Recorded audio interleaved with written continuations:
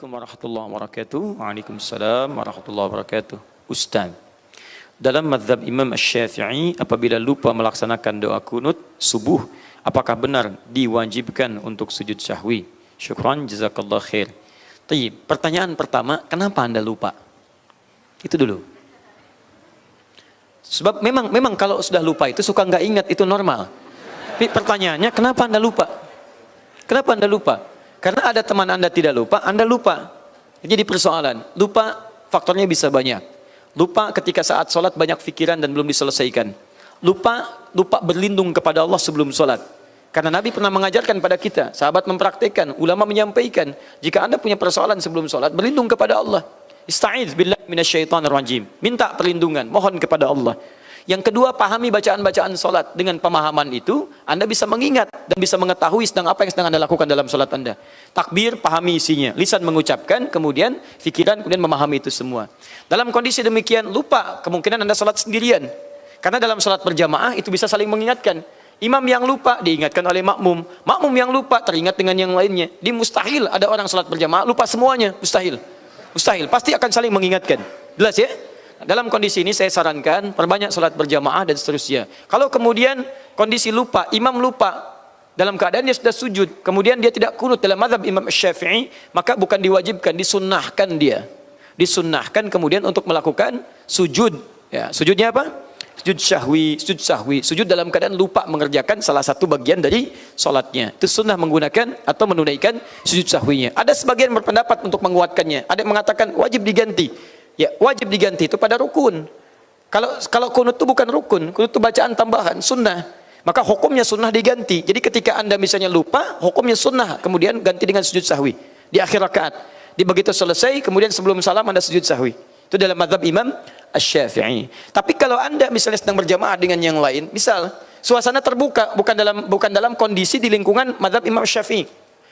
Misal ada beberapa tempat yang memang dipraktikkan mazhab, enggak usah jauh-jauh. Saya ke Malaysia misalnya.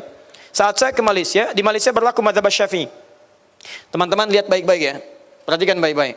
Kaidah dalam bermuamalah, berinteraksi sosial. Kalau Anda datang ke satu lingkungan, mazhabnya berbeda dengan mazhab yang kita praktekkan, maka tugas Anda kalau mengajar, pelajari dulu mazhab yang dimaksudkan. Jangan mengajar dengan mazhab Anda, jadi ribut nantinya. Saya ke Malaysia, mazhabnya Syafi'i, maka saya pelajari mazhab Syafi'i. Dan saya ajarkan mazhab Syafi'i. Adapun yang lain sebagai perbandingan.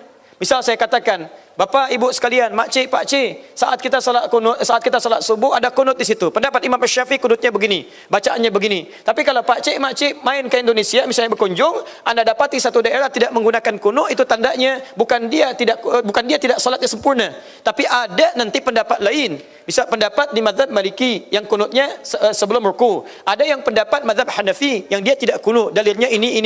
Jadi kalau Pakcik main ke Indonesia ada yang tidak kunut, maka jangan disalahkan. Boleh jadi dia gunakan misalnya mazhab Hanafi, dalilnya begini. Jelas ya?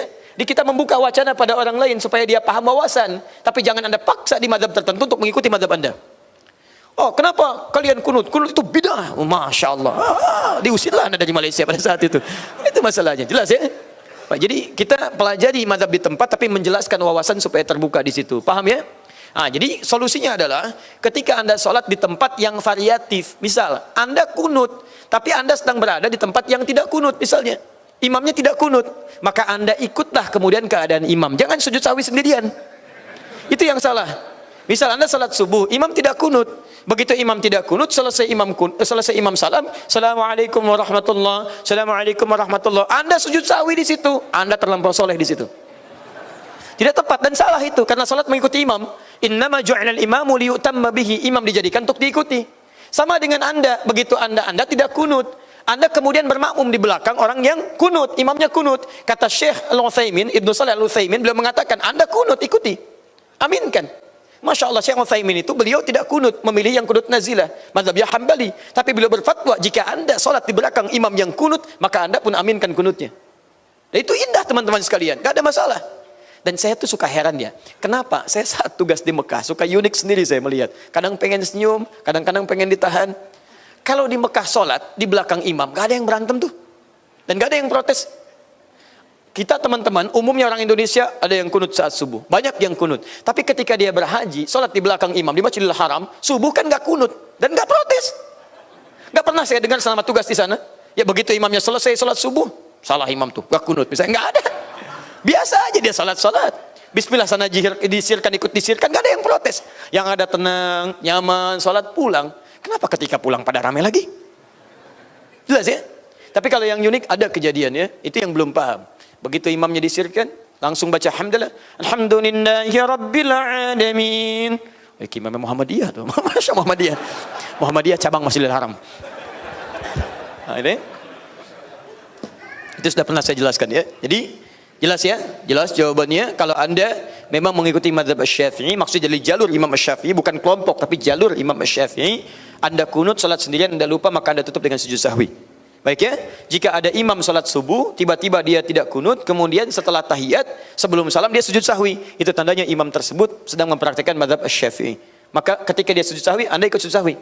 Ya, jangan subhanallah, subhanallah, subhanallah. Nah, anda yang tidak paham di situ ya. Dan anda yang imam jangan dibalas, subhanallah. Bisa. Anda masalah di situ. Bismillah.